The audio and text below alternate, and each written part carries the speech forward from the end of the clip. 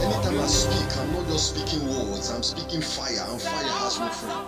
The devil will always fight your thinking pattern because he knows that wherever your mind goes to is where you get. Listen and be blessed. So I want to appreciate every one of us that have been following up on this 11-pack, the 21 days strategic success indoctrination class. Today being the day 8, we want to look at a very special topic: crafting personal or corporate vision.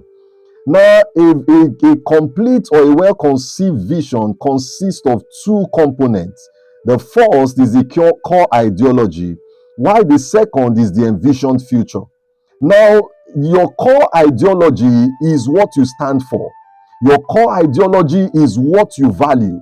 Your core ideology is your purpose, which is what you exist for.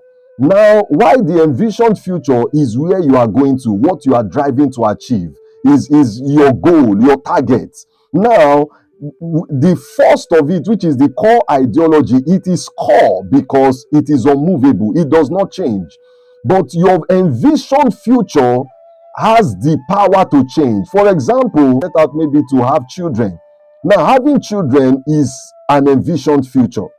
But when you find yourself having either a boy or a girl, your target may not be realized. It may not be what you are expecting, but that doesn't mean that it is not your purpose. Being a father is your purpose. Whether it is a boy or a girl, being a father is your purpose. Now, your purpose does not change, but the future or what you eventually find yourself doing may change. Now, I want us to look at these two parts of a vision. Number one is core ideology. Many understand that the identity does not change. We find in a lot of businesses that over the years, this particular aspect of them has been consistent. It is a core ideology. In fact, most success stories are not made because they had a vision of where they are going to or what they want to achieve. Not they are going to because of core ideology. And where many people fail it. This is where businesses fail it, because a business sets out in order to be number one in a particular field, and after some time it begins to change, cut corners, and do all manner what is not consistent with their ideology when it began. And it works in every field of human endeavors. Look at Joseph, for example. Joseph had a dream that he was going to be prominent, but that vision was not his drive. What his drive was the ideology. So that when Potiphar's wife gave him a fast ticket to achieving this goal, he said, no, I have an ideology. Now, it is your core ideology that takes you to achieving that envisioned future. A man like David had a future to become king, to become great.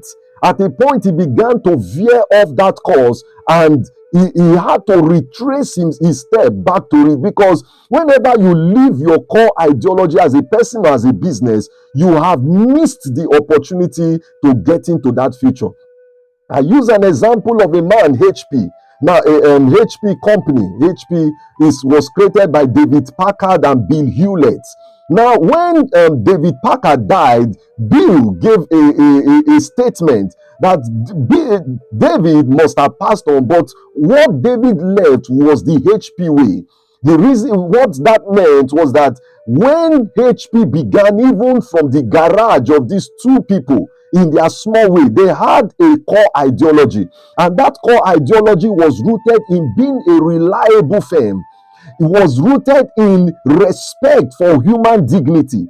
It was rooted in commitment to community responsibility. It was rooted in creating affordable quality for individuals. So some of these things were consistent, and that company existed to, they had a tenet that their company, HP, existed to make technological contribution for advancement and welfare of humanity. Now, these are what they call ideology.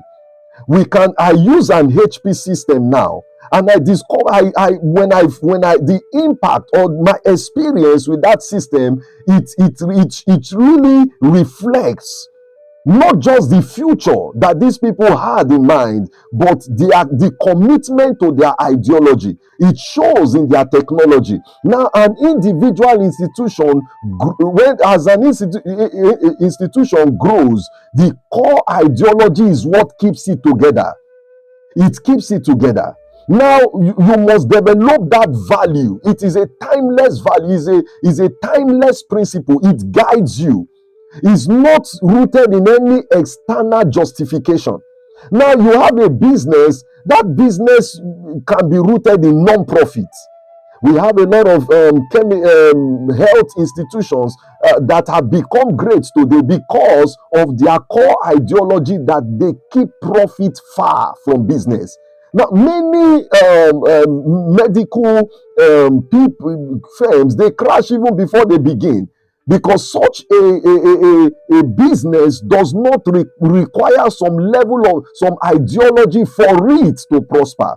Now, for instance, the company Disney places premium. They value imagination and wholesomeness as an habit.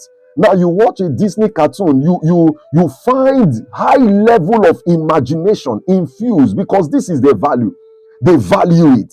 Now, as an individual, if you want to succeed in whatever you are doing, you must begin to craft your value.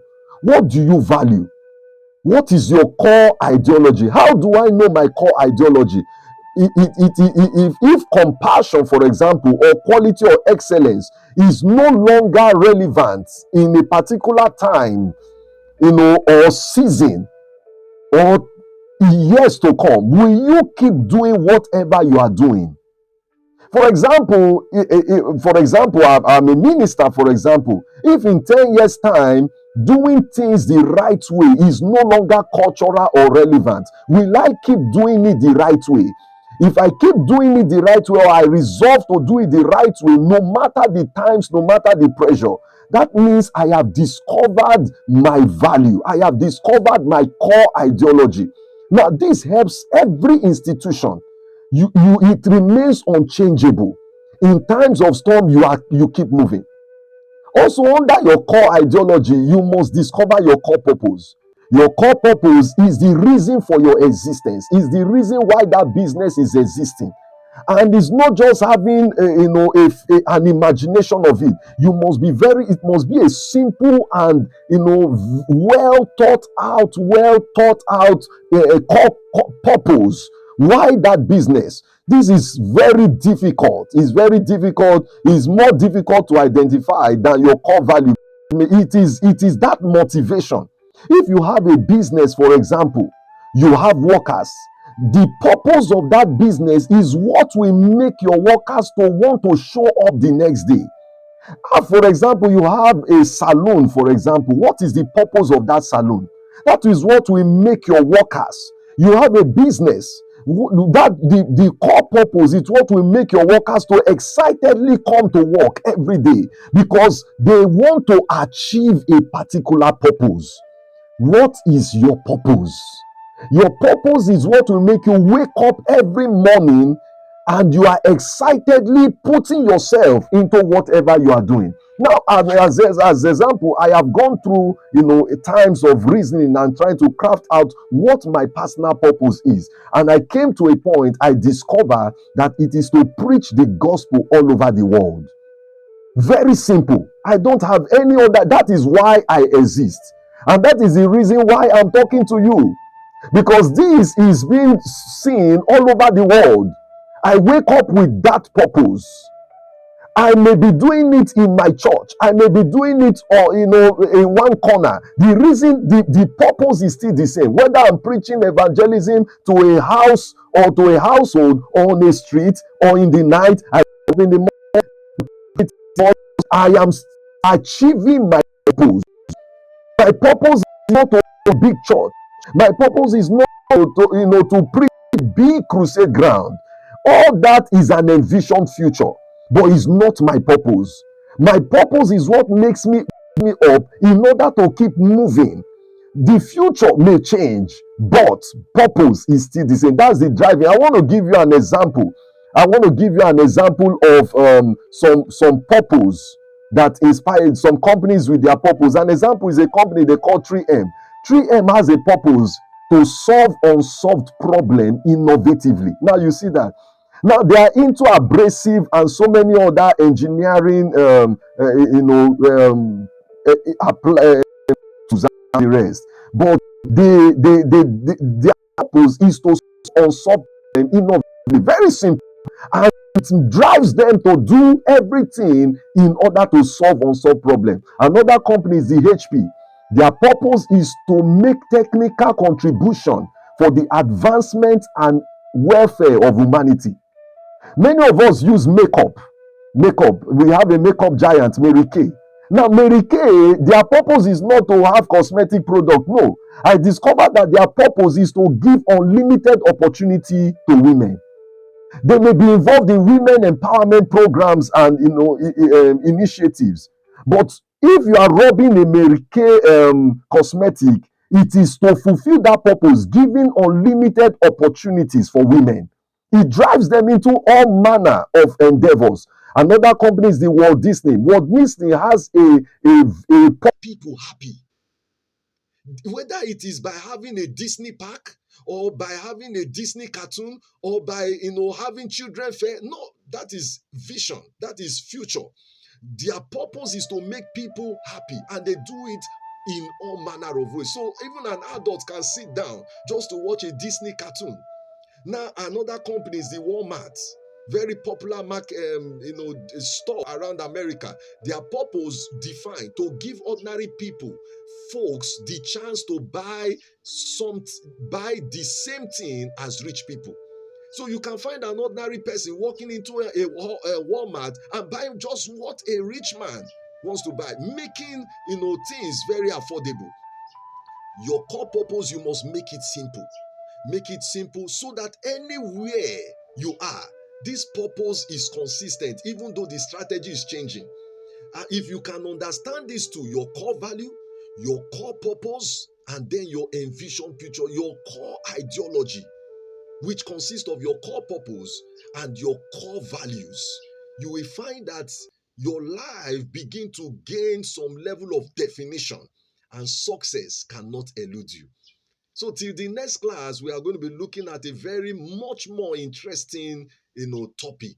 So till then, see you. Cheers to success. Bye.